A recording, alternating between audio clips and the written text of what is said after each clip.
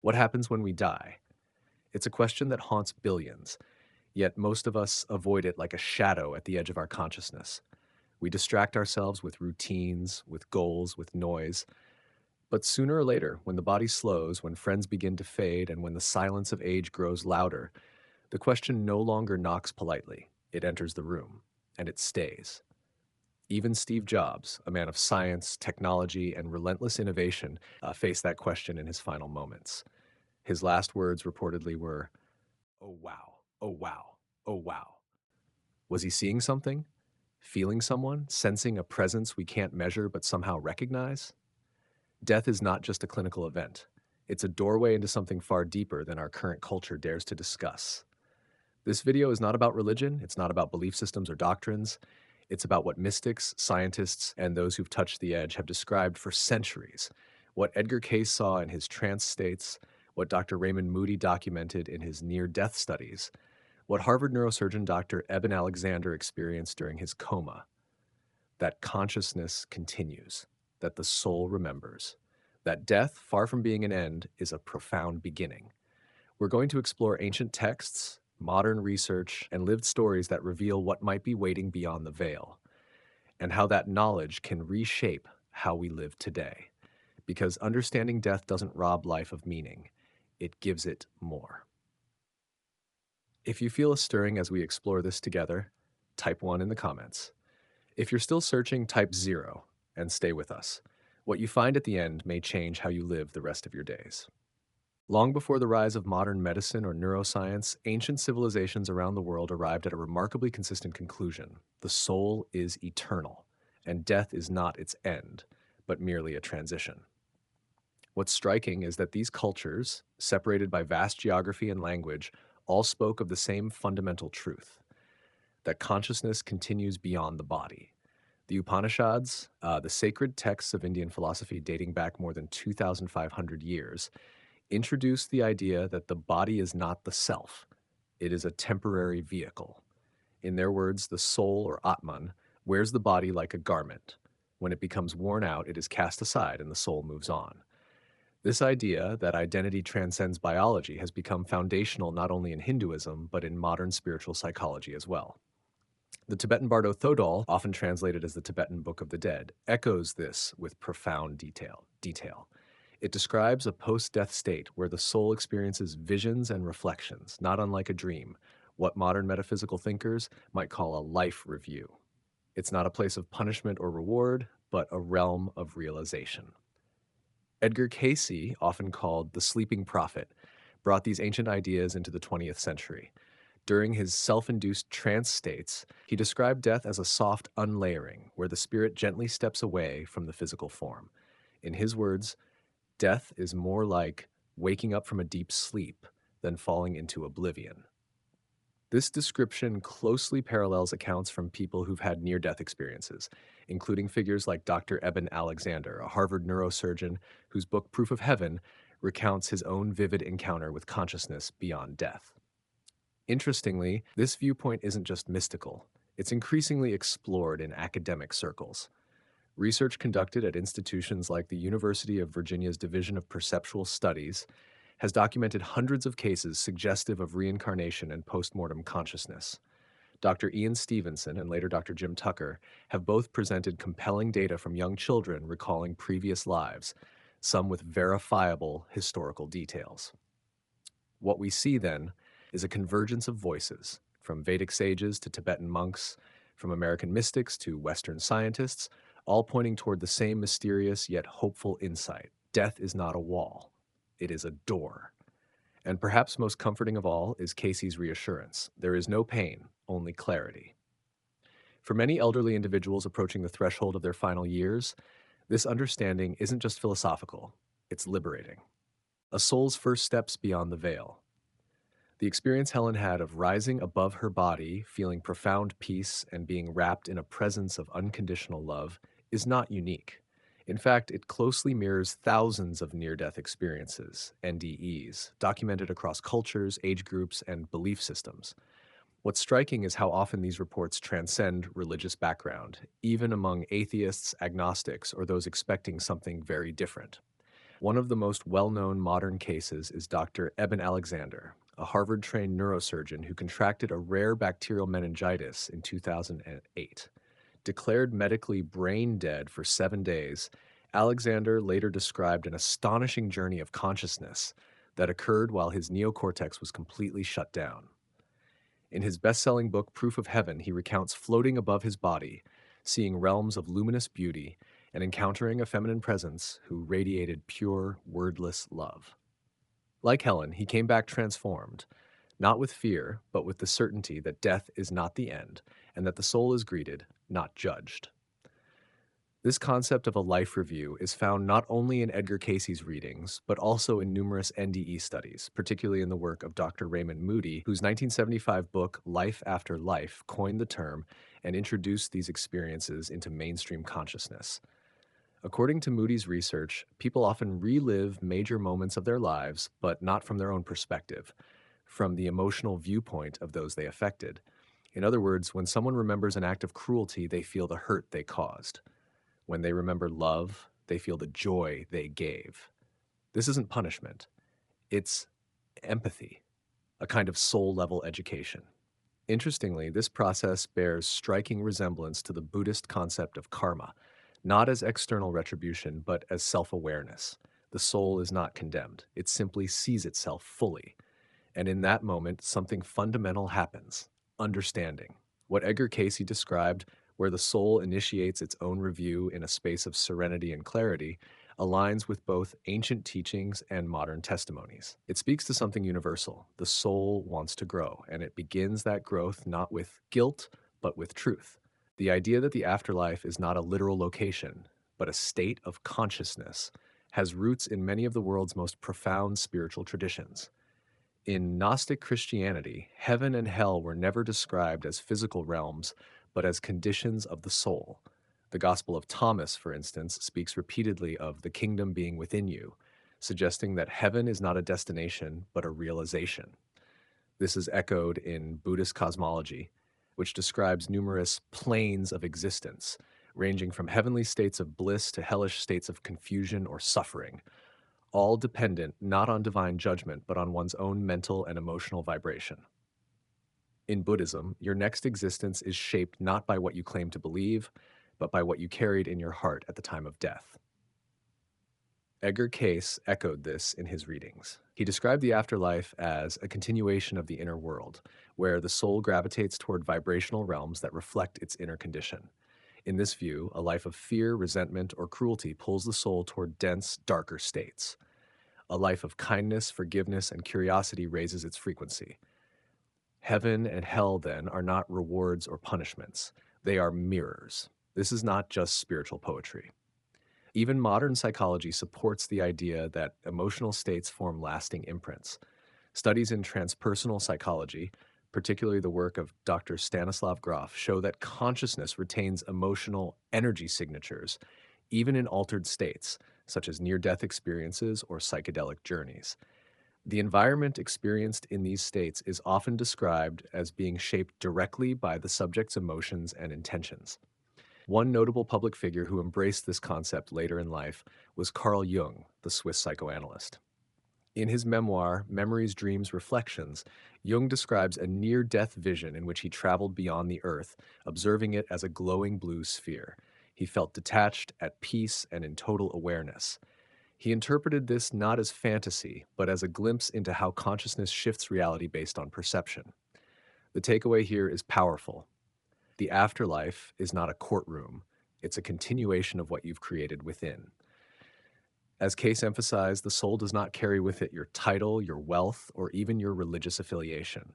What remains is your vibration, shaped by every feeling you've ever harbored and every thought you've ever nurtured.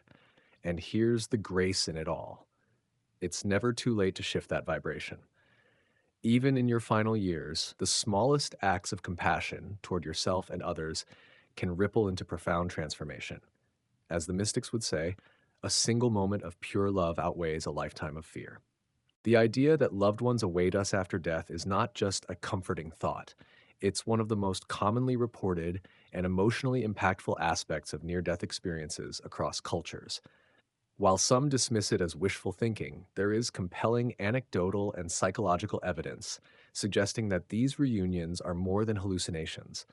They reflect a deep spiritual reality. Edgar Cayce's accounts emphasize this reunion as something nonverbal yet unmistakable. The soul, freed from its physical shell, recognizes others not through faces or voices, but by energetic resonance, what we might call soul memory. It's not about seeing someone exactly as they appeared in life, but rather feeling who they were to you.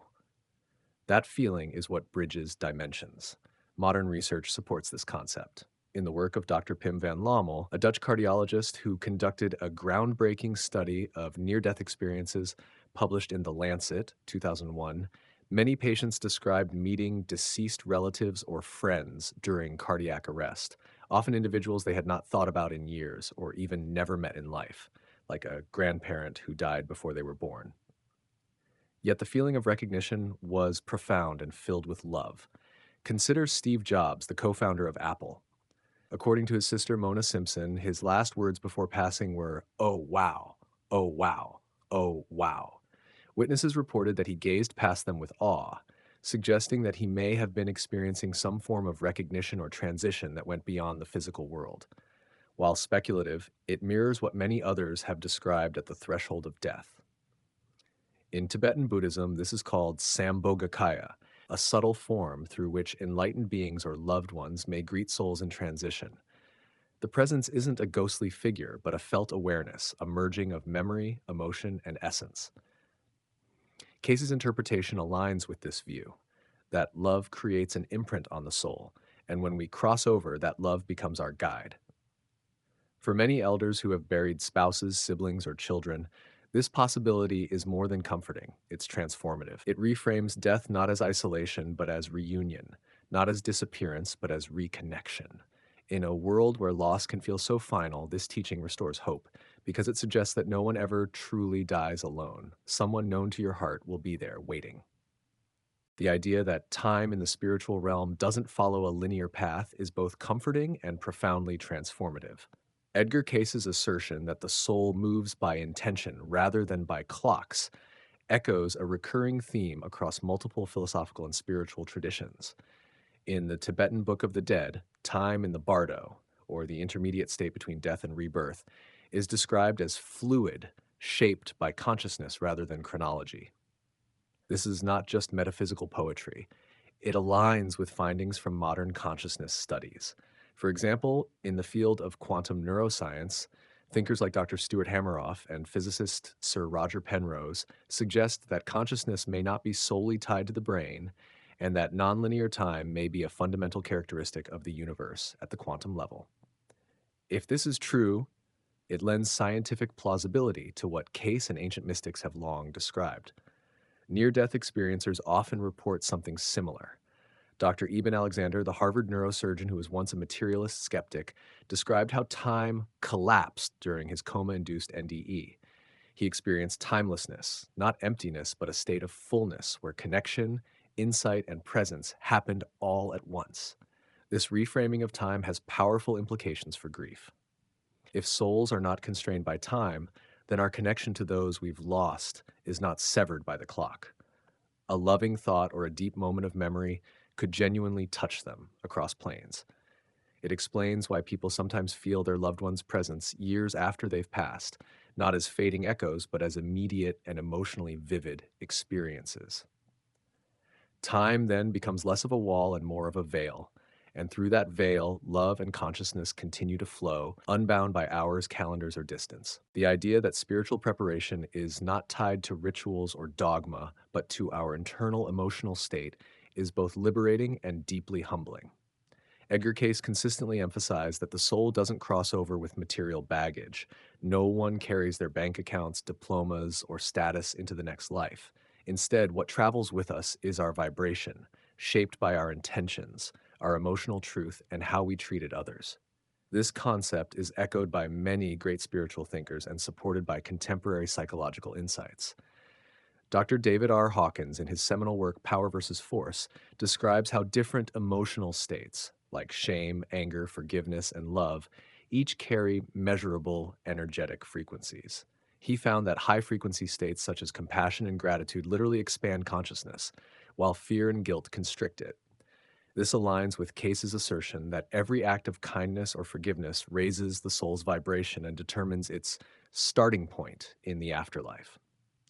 A vivid public example comes from Nelson Mandela, who spent 27 years in prison but never let bitterness define him. Instead, he chose to forgive. When he was released, his vibration, his emotional legacy, was one of peace and reconciliation. In interviews, Mandela often said he wasn't just freeing a country, he was freeing himself. That kind of inner work, especially in the face of deep suffering, is exactly what Cayce referred to as spiritual preparation. It's not about being perfect, it's about being intentional. Even at 90 years old, even on what may be your final day, the smallest act, like calling someone you wronged, writing a note of thanks, or simply sitting in silence with sincere gratitude, can shift the energetic imprint of your soul. This is the soul's real work. Not grand gestures, but small, truthful moments. They don't make headlines, but they do echo across lifetimes. One of the most profound aspects of Edgar Cayce's teaching is the idea that belief is not a prerequisite for spiritual transition. Just as fire warms even those who don't believe in its power, the soul continues its journey regardless of one's earthly convictions.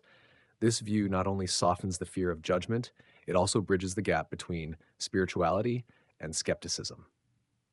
Modern research on near-death experiences supports this. Dr. Bruce Grayson, professor emeritus of psychiatry at the University of Virginia, has studied hundreds of NDEs from people of all backgrounds, religious, agnostic, and atheist. His findings, published in the Handbook of Near-Death Experiences, show that atheists often report the same core experiences: a sense of peace, a detachment from the body, a realm of light, and a loving presence. A notable example is Sam Harris, a neuroscientist and prominent atheist, who has spoken openly about altered states of consciousness that felt deeply spiritual. In his book, Waking Up, Harris acknowledges that profound spiritual experiences do not require religious belief. This echoes Cayce's assertion: the process is universal, not limited to believers. Even those who deny the soul are still souls in transition. They may take longer to recognize the shift, but they are not abandoned. They are gently guided, as Cayce described, by unseen presences whose only purpose is to help the soul remember its true nature. Grief is natural. It's how the heart processes the absence of someone we loved. But as Edgar Cayce and countless spiritual teachers have pointed out, true love is not diminished by death. It evolves. It becomes light. It becomes presence. And it continues to guide the soul forward. Holding on to grief indefinitely, especially when it turns into guilt, regret, or clinging attachment, can create emotional and spiritual blockages for both the living and the deceased. In Tibetan Buddhism, this idea is addressed in teachings about phawa, the conscious transference of consciousness at the time of death. The dying person is encouraged to let go, and those left behind are taught to release the departed with love, not sorrow, so the soul may move forward freely. Psychologically, this view aligns with what Dr. Elizabeth Kubler-Ross, pioneer in grief studies, wrote in her book on grief and grieving. She emphasized that while mourning is important, healing comes when we transform grief into acts of love, by telling stories, creating rituals, or simply living a full life in honor of the one we lost. The pain never fully disappears, but its shape changes. It becomes softer, quieter, more sacred. A poignant public example is Michelle Obama, who lost her father at a young age. In her memoir, Becoming, she recalls how her father's memory didn't hold her back. It became a moral compass that shaped her values and decisions. She didn't grieve passively. She lived actively in his honor. Cayce's advice mirrors this wisdom. If you light a candle, do it with gratitude. If you hear their favorite song, smile. And most importantly, continue your life, not as if they're gone forever, but as if they've become part of your inner light. Attachment holds. Love frees. When we love with maturity, we recognize that the soul of the departed doesn't need to be held tightly.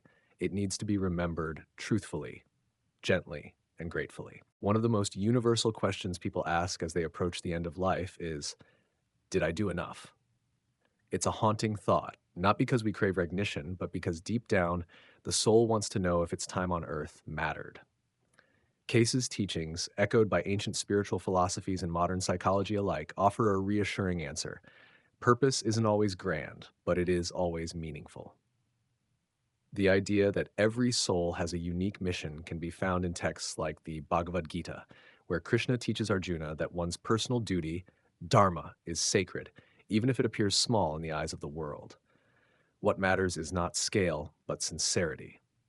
Dr. Viktor Frankl, a Holocaust survivor and founder of logotherapy, argued in his book Man's Search for Meaning that meaning, not success, is the core motivator of human life. Even in the most dehumanizing conditions, he observed that those who found meaning through service, memory, or faith survived with dignity. His philosophy reinforces Cayce's insight. You don't need to change the world, you just need to live your truth. Look at Fred Rogers, creator of Mr. Rogers' Neighborhood. He didn't lead revolutions or run governments. He simply spoke with kindness, listened deeply, and helped children feel seen. His impact was immeasurable, yet his mission was intimate, human, and rooted in love. That's the essence of soul purpose. Cayce taught that the soul carries forward the quality of its experiences, not the resume of its achievements. A sincere apology, an act of courage, or a moment of compassion may carry more spiritual weight than a lifetime of ambition. So when the question arises, have I done enough? Perhaps a better question is, have I loved enough? Have I been honest with myself and others? Have I made peace? Because in the soul's ledger, those are the lines that matter most. Gratitude is often spoken of as a virtue, but in Edgar Cayce's teachings, it is something far more profound. A spiritual technology, a light that lifts the soul. When asked what he would do if he had only one day to live, Cayce didn't hesitate. He would simply give thanks. This seemingly simple response reflects deep spiritual insight. In many traditions, gratitude is considered one of the highest emotional states a person can embody. According to Dr. Robert Emmons, one of the world's leading scientific experts on gratitude, regularly practicing thankfulness has measurable effects on well-being, resilience, and even physical health. In his book, Thanks, Emmons explains that gratitude not only improves mood, it literally reorients the brain's perception of reality, helping us find meaning even in suffering. From a spiritual perspective, this makes sense. Gratitude shifts our focus from what is lacking to what has been given, from fear of loss to appreciation of presence. In that shift, the soul expands. Consider Maya Angelou, the poet and civil rights icon. Throughout her life, which included unspeakable trauma, she chose gratitude as her anchor. She once said, "Let gratitude be the pillow upon which you kneel to say your nightly prayer." Even in pain, she looked for what could be honored, and it gave her words the power to heal millions. Gratitude, then, is not passive. It's not about ignoring suffering. It's about transforming it. It is a state of acceptance, humility, and connection to something greater than the self. In Cayce's language, it raises the soul's vibration and helps it to detach with peace, not fear. And the beauty is, you don't have to wait. Whether you're 35 or 95, you can start with a breath, a memory, a whispered thank you. That single moment of awareness can illuminate the next chapter of your journey, both in this life and beyond. Because gratitude isn't how we escape death, it's how we carry light into it. Death is not a deep void, it's a bridge, and the love lived becomes the light that guides you across. You are not your body, you are not your regrets, you are a soul, a traveler, moving from one chapter to the next. The bridge you will one day cross is not built from fear or finality. It's woven from every act of compassion, forgiveness, truth, and love that you've ever offered. That energy does not disappear. It illuminates the path ahead. And on the other side, there is no tribunal, no judgment throne. There is presence. There is memory. There is a welcome. As Dr. Elizabeth Kubler-Ross once said, death is simply a shedding of the physical body, like a butterfly emerging from its cocoon. It is not the end of you. It's the continuation of everything that mattered. If this message touched your heart, share it with someone who carries fear or sorrow. Give them the gift of comfort. And if you're new here, consider subscribing to Awaken Wisdom, where we don't speak of endings, we speak of what comes next. Because the soul does not vanish. It remembers. It transforms. It continues.